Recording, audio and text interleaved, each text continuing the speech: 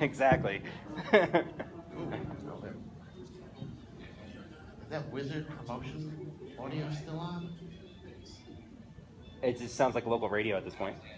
Hello, is this on? Yeah, that's on. Hi, everybody. Welcome to the Powers panel with Michael Avon Oeming, who is the co-creator of the Powers series and content. And so what's Powers, how to get started, and why has it been in development for 14 years?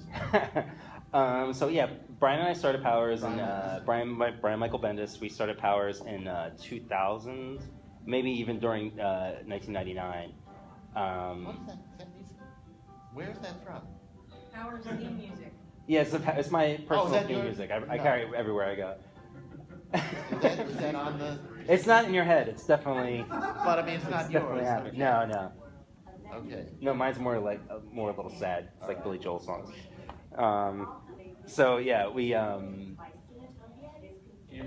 keep talking. Yeah. I'm gonna go see if I can get somebody to turn that off. Okay.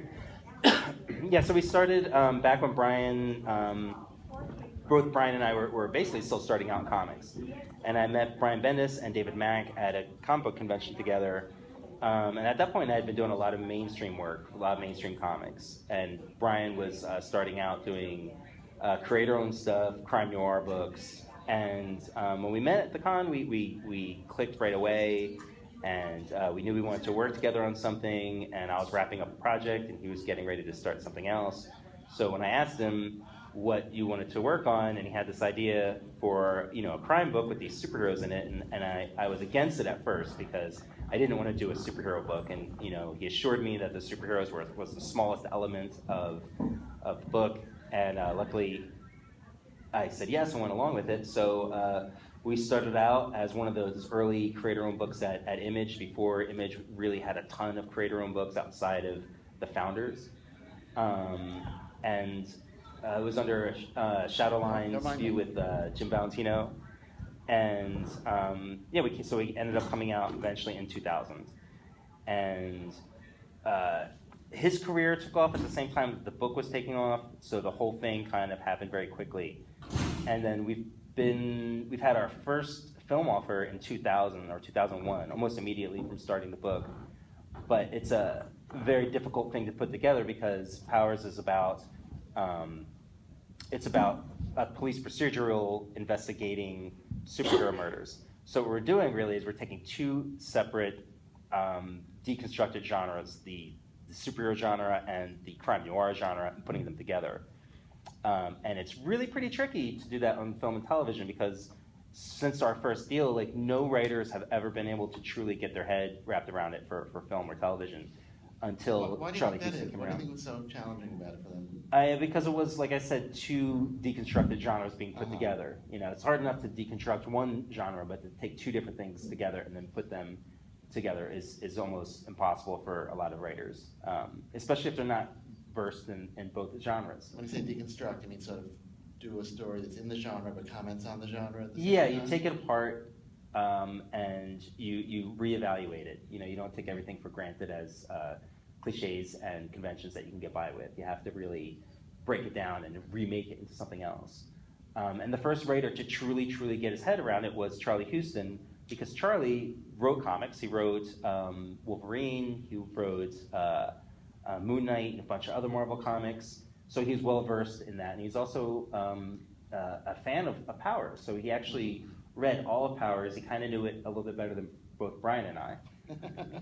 So once he came on board, he was the first writer to really make it happen. If it wasn't for Charlie, I don't think the show would have happened at all.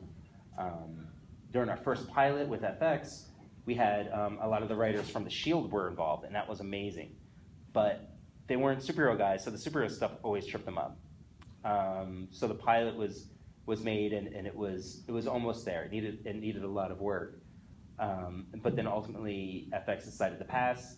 And we were working with Sony, who they've been our partners in Power since the very beginning. They're the film company who was shopping it around. And we had Frank Oz involved and a whole bunch of other writers and directors. We had a whole bunch of different scripts that were all slightly off mark. the best thing to do is to get comic book people involved, and actually the best thing would have been to do is get Brian more involved early on. But a lot of film companies don't want creators of the same book to be involved in the project because they're afraid of losing perspective on it. Mm-hmm. So this is something you did, 14 years ago. Yeah. It was brilliant. I mean, it was really a groundbreaking thing. And yet you do still keep putting out more Power stories. What keeps you coming back instead of saying, we've done that, it exists, I'll make a movie? Why do you keep? Because we just keep coming up with ideas. Brian and I has always agreed that as soon as we kind of stop coming out with ideas, and we'll stop doing the book, or if obviously sales were slipping to the point that we couldn't do it. But we just keep coming up with ideas. And now with the show, it's only giving us more ideas. And the new #1 that we just put out was actually kind of a reaction to the television show. It was a reaction to the stuff that was being brought to the table by the other writers and producers. It just keeps giving us new ideas. The more technology changes and society has more growth, those are the things that we often comment on in Powers, and that's always been the base of it. So, the more stuff happens in the real world, it seems to just invite more stories into the Powers world. Cool. And it's going to be on the PlayStation. Maybe it says while I was out. On the PlayStation Network. What is the PlayStation Network? So just like Hulu and Amazon, Crackle, and all these other sites that are now creating their own brand new content, Sony decided they also wanted to do the same thing because they want people to come to the PlayStation console not just to play games, but for your social life. So you can interact with your Facebook accounts and the internet and watch your movies and watch original content created by them. So originally, you needed to have a PlayStation to see this at all. But one of the things that they decided to do is to open it up and use the technology that's at our hands so that anybody can see it. So now the way you can watch it is by you go to the PlayStation website and you can pay per episode to stream it. And you also have a choice whether to stream it in HD or whether to stream it in regular cost. So, I love that. Now, if you have a phone, you could watch it anywhere you have an internet connection. If you have a PlayStation of any kind, PlayStation 2 or 3, doesn't matter, you can watch it on there. So Sony's really embracing their technology to bring it to the forefront. Have these people figured out a way to make the day more than 24 hours? Because there's so much media. Yeah. It's really, it's like, for an old guy like me, it's just mind-boggling. Well, it's challenging now because there's so much good television out there that I think people have less patience for a show to develop into something good. Huh.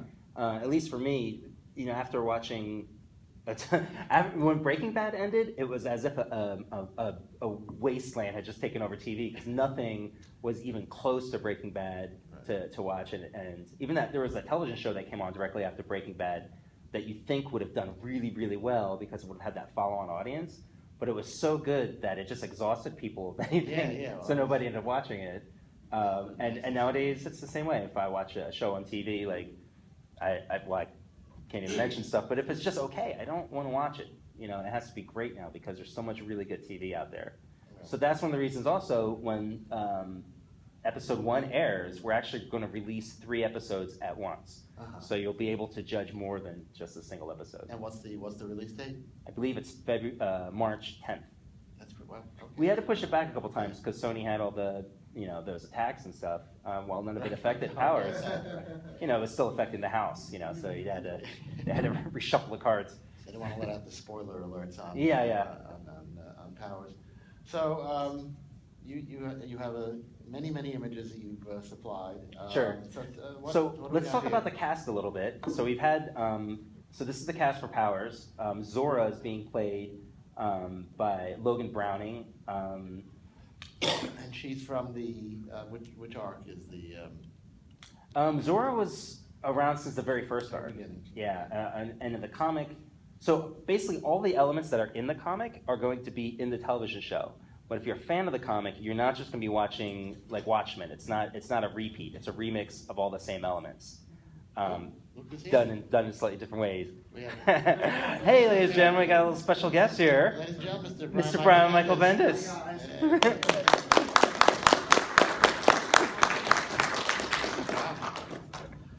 Hey, Hey, buddy. So Michael was, Unscheduled. Hi, how are you? Michael was just saying that he did it all without you, and you were just Yeah. Well, were you saying nice things or shitty things? I was actually just talking about Logan Browning.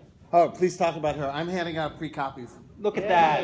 You guys you came to the right place. It's just in the mail. I might not have enough for everybody. These are limited edition David Mack variants. These are not the ones that are on sale in the store. And Brian just came back. Say you don't want it.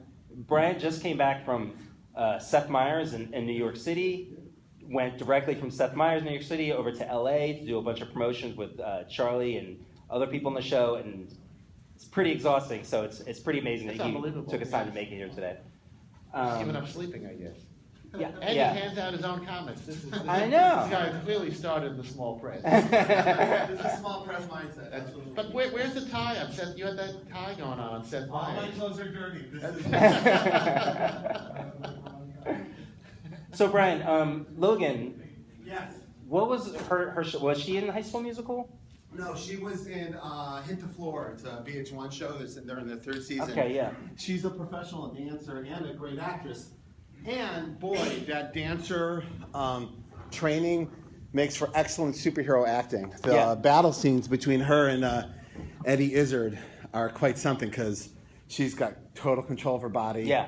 And it's just you really, even without the special effects, you like completely believe it. So we have this amazing cast, but what's been really blowing my mind is how some of the, like, you expect Eddie to blow up the screen. Yeah. You know, anything less is not going to happen. You know, and the same Noah Taylor. You know what he's going to do. You know he's going to be mind blowing.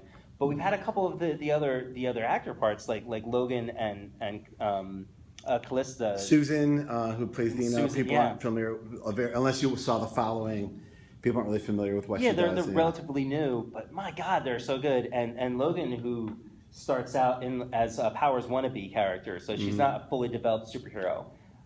When you first saw those images where she looks like she's in a homemade costumes, because she is, like her character made her own costume, and we're going to see, without giving anything away, we're going to see a really giant arc with her character, and man, she blows it away. Yep.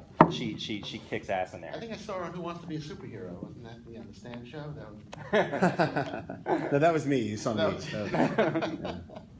Wow. So, I'm gonna move this over here so what shall I move on to the next? Oh. Yeah, you have to. So who else do we got on It's this? so exciting you showed up. Let's see, you Yeah, got- I wasn't scheduled to be here because I literally just got back into town from my week in New York and LA, and I put the kids down for a nap and That's- got on my bike and ran down here. But So. I Yeah. did annoy him on every possible social media. Yes, you did. But I This stopped is- you doing- should win an but I award on didn't that. call the sacred phone number. I did not. I just couldn't fully commit. The kids come No, no. first. Once you get home, the kids got to, I took them to get it. sloppy I think- cakes I totally and get it. ran I think around Brian- the park, and we went. I think there. Brian's really here because he got a note from the lawyers. What? It's like, don't Get let Mike over up it. there by himself. No. I actually was going to sit in the audience to support you, but I realized that was. that would have been very This would have strange. been in Yeah. disguise, right? I just heckle you from the audience. Okay. So, I mean, we were just talking about how exciting it is, but 14 years, that's really patient. 15. We're officially at 15. It's not on the air yet, and it's That's true, that's 15 years of 2015. development. So I'm Yeah. taking all 15 years as it was a roller coaster, but as long as we got the show at the end of it, I'm okay. Like the whole experience was interesting, even on the weird days Yeah. or the bad days, and even like, if you have a TV deal, a bad day is still a day when you have a TV deal. So it's hard, like that Mammoth quote, "Never feel bad with someone with a boat." I just I didn't mind it because it was interesting people and interesting experiences, and as we get older in this life, experience is almost more important than the other stuff, Right. Yeah. And but yeah, I would like a show at the end of it. Like Yeah. it would have been sucked if we went 15 years and wah, wah. Yeah. And sometimes there was so much up against it, like they spent so much money, and not for us, but they spent millions of dollars on a movie that they never made, Right. and then someone has to pay that money back for it to go forward. Yeah. And you just kept thinking, oh boy, like it's not going to happen unless like Brad Pitt came down from the heavens and said he wanted to be Walker. It wasn't going to happen. Also, but- when we first started this too, the deal was going to be for a movie. This is before Netflix and all that stuff had happened. And imagine if we had the success, and we had made the film in 2005, and it had just been a movie, and maybe if we're lucky 2 movies. And I'm so glad that it's actually a television series because it has a much more of a life. Drugs on your fifth marriages, the whole. But what he's getting at is that you do feel everything to its time. Right. Yeah. Because it really, you guys have read the book. You guys are readers, so you guys know from the get-go we're like tipping the superhero genre over, right? Most of the audience out there wasn't trained in the superhero rules yet. So if we came out even like 2001, they'd seen what, Spider-Man? Right. Yeah. But now over the years, Blade, yeah, they saw Blade. But over the years now they've seen every Superman, Batman, Avengers, Green Lantern, Fantastic Four, Spider-Man, multiple Iron Man movies. They now, the mass audience, whether they know it or not, knows the rules of the genre. And you can sense people are tired already well, not already, but No, they're tired they're of the not tired origin. of it at all. Well, no, the origin story. The structure of a superhero movie has now become as cliche as the structure of a horror film. But there's certainly some audience, like we had in comics, some audience is looking for a little taste of something different. Yeah. And hopefully we'll be that like we were in comics. So that you certainly look at it and go, if we would have come out 10 years ago, a lot of people would not have even gotten it. Like, well, what's going on? Where the superheroes come from? Explain. Now we don't have to explain where the superheroes come from. It's a world with superheroes in it. You go, okay. Yeah. But I think 10 years ago that would have been that would have been like, well, I don't understand. Yeah. Are they all related? Are they mutants? Yeah. Yeah. So. Yeah. Those are some of the questions we got when we were going through the writing process. But it was really bizarre, like how hard it was to get people's heads wrapped around superhero characters, because like you can watch a movie about gangsters, whether it's like in South Central LA or New York or something. People tend to be able to just grasp that world, but with superheroes, they want to know everything. Yeah. Like you don't need to know the origin of some gangsters, being a gangster and stuff. You just accept that this is the lifestyle that somebody lives. But with superheroes, they wanted to know like what power levels people were at and exactly what was the science behind it. And but then the opposite side of that was if they didn't do that, then they would be completely lost. And then suddenly, people are doing completely crazy superhero stuff. It's really difficult for non-superhero people to get their heads around. But now there's no such thing as a non-superhero person. That's cool. Yeah. We win. Yeah. So.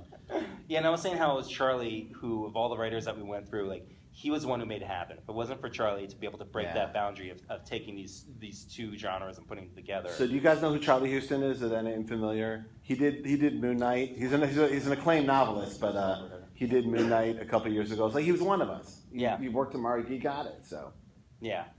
Anyway. Okay, well, we have Dina Pilgrim here, so I'll ask the obvious question. How did you decide to go for an African American as opposed to the blonde? She was just seriously, it is kind of a cliche. She was just the best actress for the part. Yeah. There was an actress before her who looked exactly like Dina, and she was good. But Susan was great, And you want to cast for the best part. Also, I don't feel like our characters are that kind of iconic thing where they have to look like they do in the comic. Well, no one actually looks the way you draw. So that's true. If someone who looked like Walker walked in here, we'd all like scream. Yeah, there's What's no wrong with him? The giant-headed person just walked in. Anyway. Yeah. How did you draw? Well, I was actually in the room when she was hired, and I'm also the father of a multiracial family.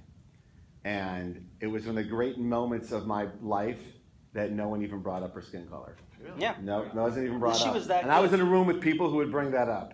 Yeah. And Best Actress got the part, the end. Very cool. And that's Exactly. it. Yeah, and I raising women, strong women in this world, I would like to walk into a room and they get a job and no one brings up anything. Yeah. And it wasn't brought up, and I was like, oh, there's a chance. And even with You're 4 when daughters? we I have 3 daughters and 1 son. Okay. Yes. It's almost still another room. It's madness and chaos. It's Little Rascals, if that's what you're asking. yeah, it's fun. It's Yeah. fun. But and what's been really beautiful too is when we announced her, there were some questions, but I was really expecting some nastiness and stuff. But honestly, there really wasn't. And people read independent comics aren't closed-minded people. They're open. I mean, you guys are open-minded. You guys are looking for something different. You guys are looking for something.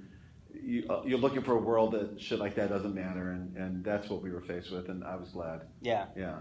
Yeah, and her eyes deserve their own credits. Yeah. Like, seriously, when you watch her on screen, like you're watching her and her eyes. Yeah, It's her amazing. and the girl who plays Callista, the woman who plays Yeah. Callista, has giant eyes, like crazy giant eyes. They're like weapons, man. Yeah, yeah. And Charlton Copley, Mm-hmm. who looks like 10 other actors, because every time I see him, I go, I know he's not.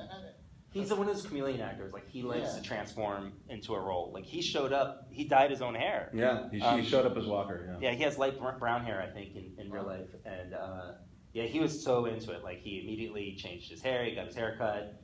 Yeah, he's really become Walker. And we love his version of Walker. He's very human, wears his emotions on the sleeve. And when you watch the pilots, you'll know why, and he carries his pain with him. It's a pretty amazing performance. It's probably the biggest. I mean, there's some other differences, but the biggest difference in the show to the comic is that in the comic, Walker, when we meet him, he's almost like Steve McQueen stoic, like he's keeping it all in, and it's all there. It's all bubbling rage about not having his powers anymore. But it's very, man. He's like his face is like a mask of hiding it all in, and ours is really wrestling with it. It's more active pain and that carries him through the thing, and it's not like it's a show about him whining about his powers, but it informs him as a character. He's really struggling with being a normal human being. Pain hurts, and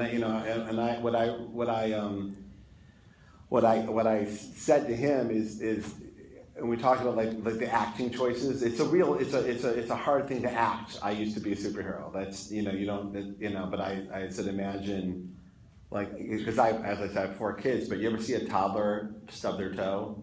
It's like the end of the world, because the first pain is pain. It's punishing. And I go, that's it for you. When you stub your toe, that never, for 50 years that didn't hurt. Yeah. And now so it hurts. So It's also like, I think a good analogy too is that if anybody's been addicted to any sort of drugs and you quit, and I hear this all the time from people who've been through drug addictions, afterwards the world is boring.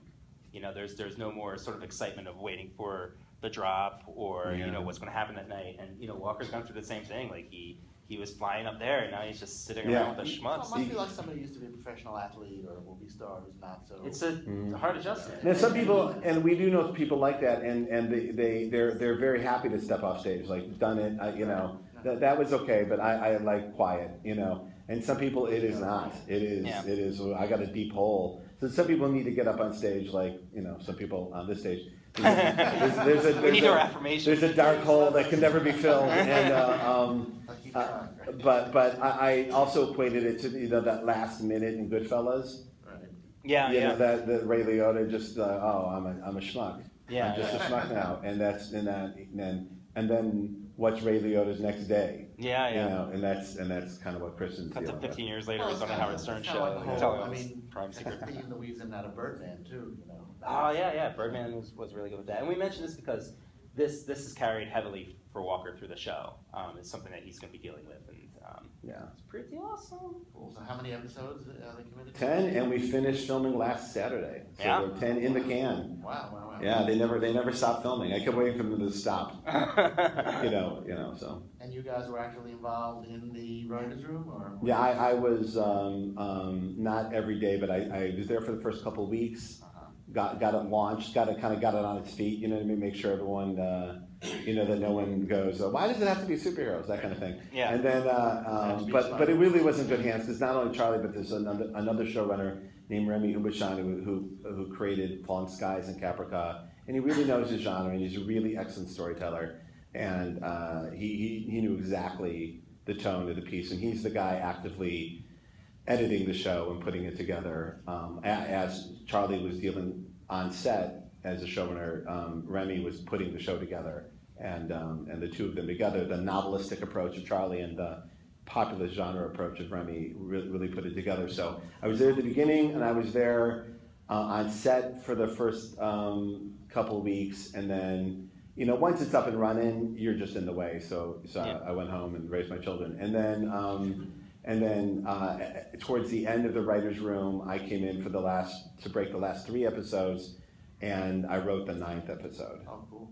And then we all like wrote a bunch of stuff on like when you're in a writer's room, everybody writes everything. So everybody writes all over everything, but the one with my name on it is episode 9.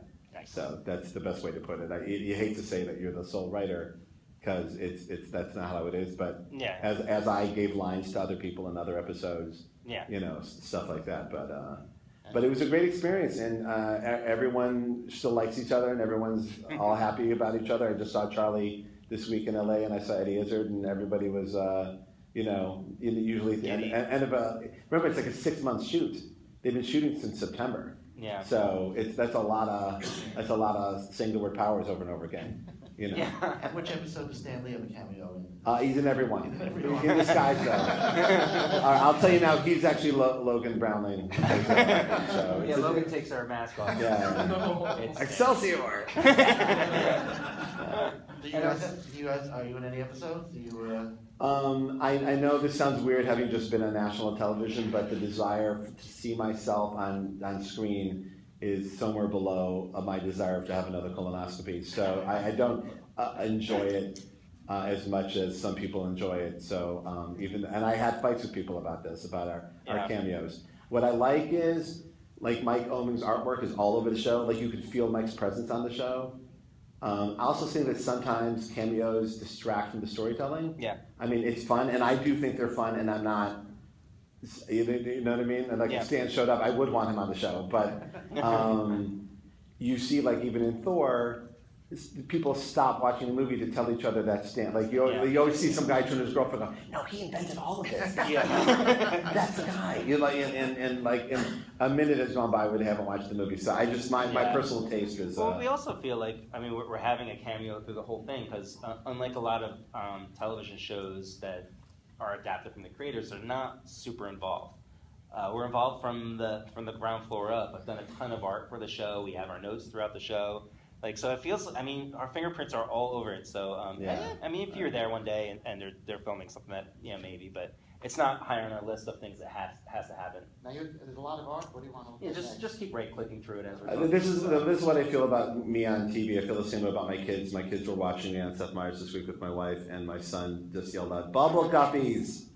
Like, that's all he wanted. He just, "Please change the channel." Bubble guppies.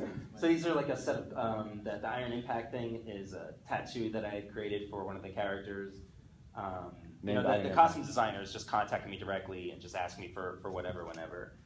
There's a set of cards you're going to see in the show that one of the characters, Johnny Royale, is playing with.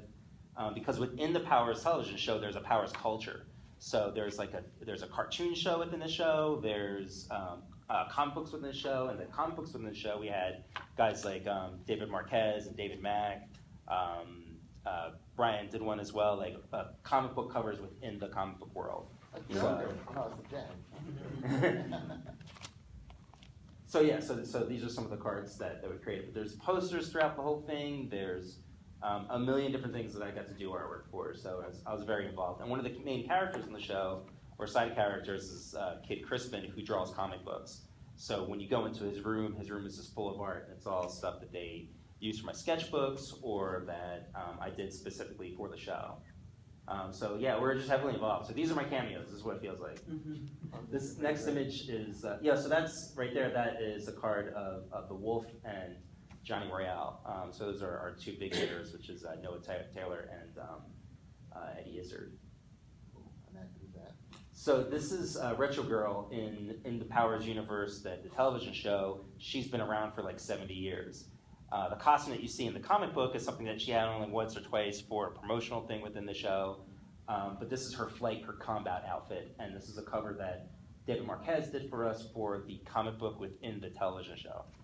Yeah, so you see a bunch of comic books that showed her, like Mike Allred does a 60s, kind of retro fighting a giant robot. Yeah. And then this is the kind, we said like the late 90s Retro Girl comic. And the cool thing is, so we got the production to hire our friends and to draw these things. And then when they were done, and they were awesome, colored by Justin Ponsner. So that's the whole Ultimate Spider-Man team there. And then when it was done, I go, hey, can I put that on the cover of one of our books as a variant? They're like, yeah. I'm like, we got them to pay for it. Anyway, so our friends got got a couple bucks and we got a free cover. Well, that's one of the things I really, really love about this too is working with Sony and Sony PlayStation. Is it's not Sony and another company or Sony and two other companies. It's just one. So instead of having to jump through hoops for something like this, we can just call up our producers and say, can we use this? And they go, yeah. And then they look at something that we did, and they're like, can we use that? And I go, yeah. And there's no like the cover I just gave you guys.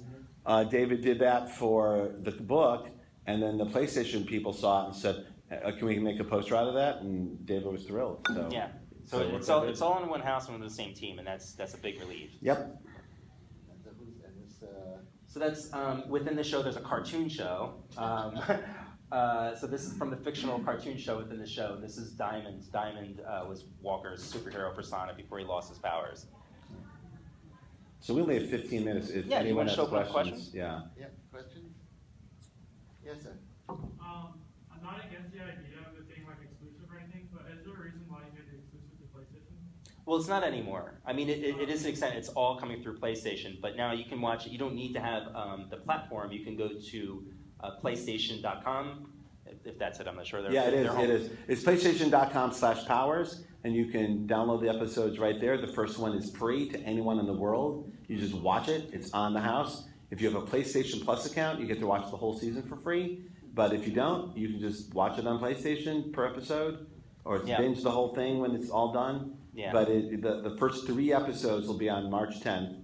First episode's free. The next 2 are readily available for you. And really good prices too. It's not like those crazy. Regular episode price. And then every Tuesday a new episode for the duration. 30-minute episodes? How long? Oh no, they're hour long. Yeah, hour long. Yeah, yeah.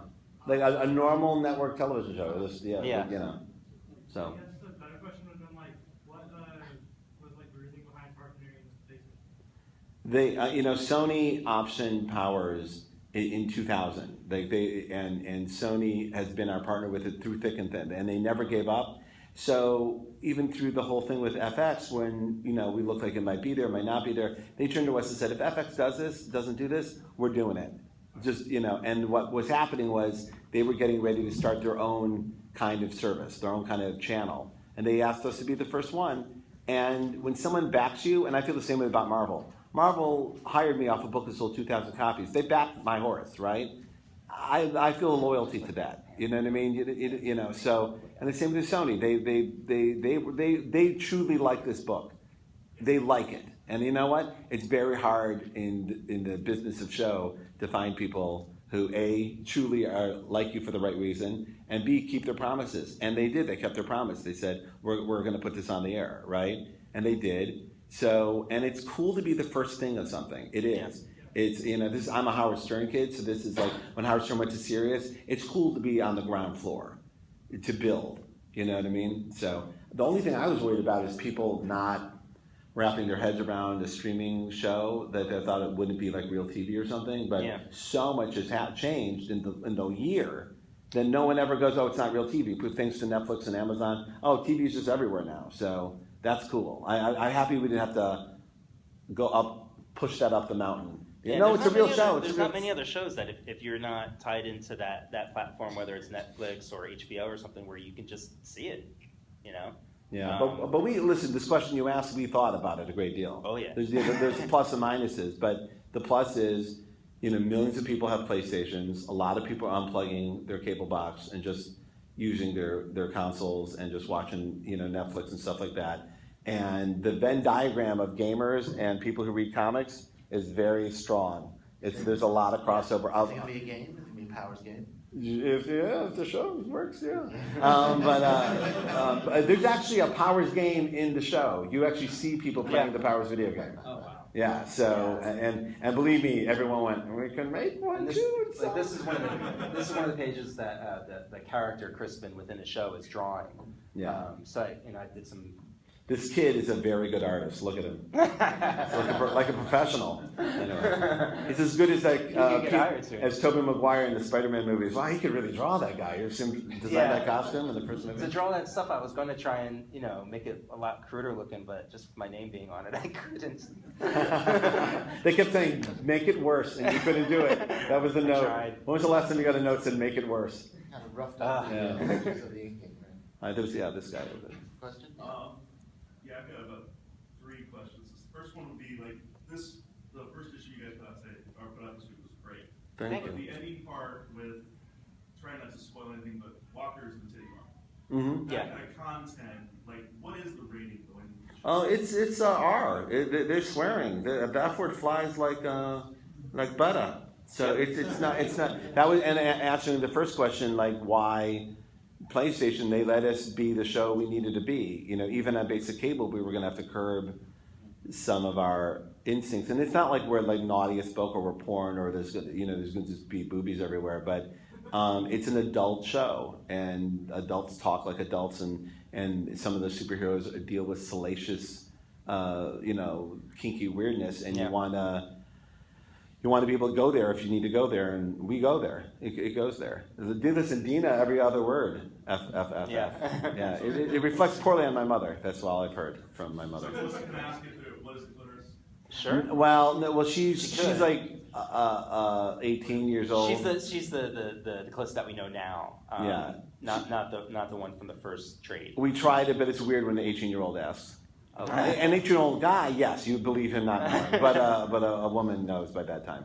But no, we're losing a little that little young innocent Callista. But for People forget, television, too, that was only a couple pages of that, really. it was like a year she was little. But for the most of the run of the book, she's been a young adult, and it's better for television. Also, in the first pilot of FX, we had a young actress playing a young Callista, and a very good young actress. And as a father of daughters, I don't like minors on the set, especially and it's an adult situation. I get it, and they're protected and all that, and their parents are there, but it just skis me out. And I was happy to not They do can that grow anymore. really fast. Like if you're watching Game of Thrones, Bran, who started out as this little kid, being carried. I feel bad for the actor who has to carry him. He's like a 17-year-old kid who like just grew into like a 20-something, like, he just grew overnight, like crazy big. So like that would be a problem too. It's like Callista might start out as a teenager, but then episode 2 she'll be 40. And so Charlie smartly picked the stuff from the comic that makes the best TV show, and Callista as a young adult struggling is much better than spunky little 7-year-old asking for clitoris. I know. I grant you, I would have loved to see that line in the pilot too, but I actually got only to draw that.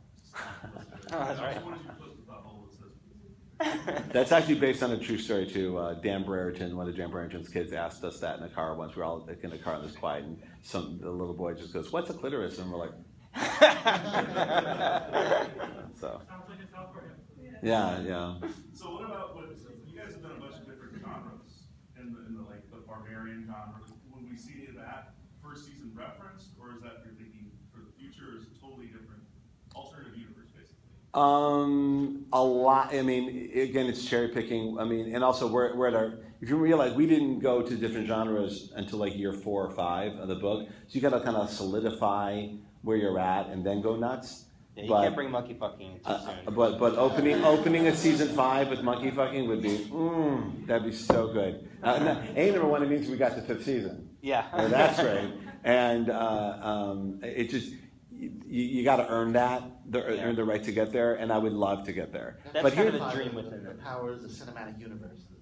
yeah, but here's the thing that I've talked about this a lot. My wife had pointed out to me that the Dexter novels and the Dexter show deal with all the same thing, all the same characters, completely different things. Yeah, and that's what I wanted the show to be. I didn't want a faithful adaptation because we've seen what those faithful adaptations look like. They're interesting at best, and usually kind of a dud.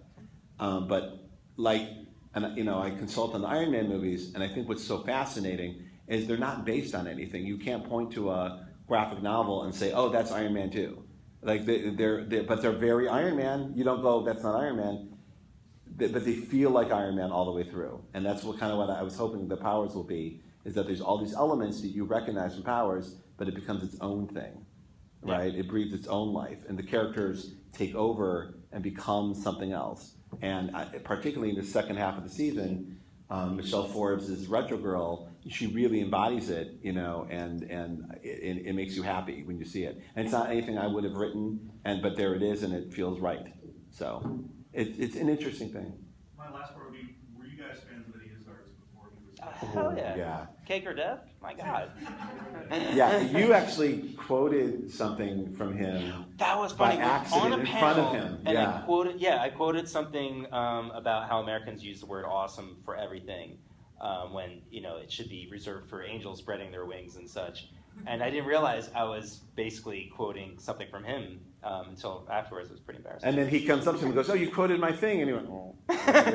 But yeah, we were fans of his comedy. He's my wife's favorite comedian. He's Alex Maleev's only thing that he likes in the world. Yeah. Alex likes two things: Eddie Izzard and himself. That's all he likes. And in New York, after this full day of craziness that we went through at New York Comic Con, Eddie invited all of our friends to a midnight special stand-up thing he did in the basement somewhere in the Village, where we were like the least known people in the audience, and like Alex looked like he doesn't want to make out with me. He was so happy. Like it was like, yeah, he was. And my point is, could not be cooler. Like that's someone we liked, and we're like, please don't be an idiot when you meet him. Sometimes you meet him, and I should not have met you. And but he was progressively cooler as the whole process has gone on. So yeah, we were fans, and then he delivered on a personal level as well. Yeah. So do you have any other questions there? I think we're close. Couple more. A couple more, yeah. Yes, back there. Yeah, sir. You. Oh, just because That was nice. it's on a PlayStation Network, and this is all new with Netflix and Amazon and Hulu, and I'm sure Facebook will have their own TV network soon. Google. Yeah, Google, YouTube. How will you guys define success? Because you're not going to get the normal ratings. Yeah. As creators, what are you looking for? This is a hit. It's hilarious because I've asked that question. I'll be flat out asking. I go, what? Because in comics, we literally know to the number how many we need to sell to make another one, right? So it's very easy to judge success, right? And in this new world, we flat out go, what is success? And they said, when we give you a second season.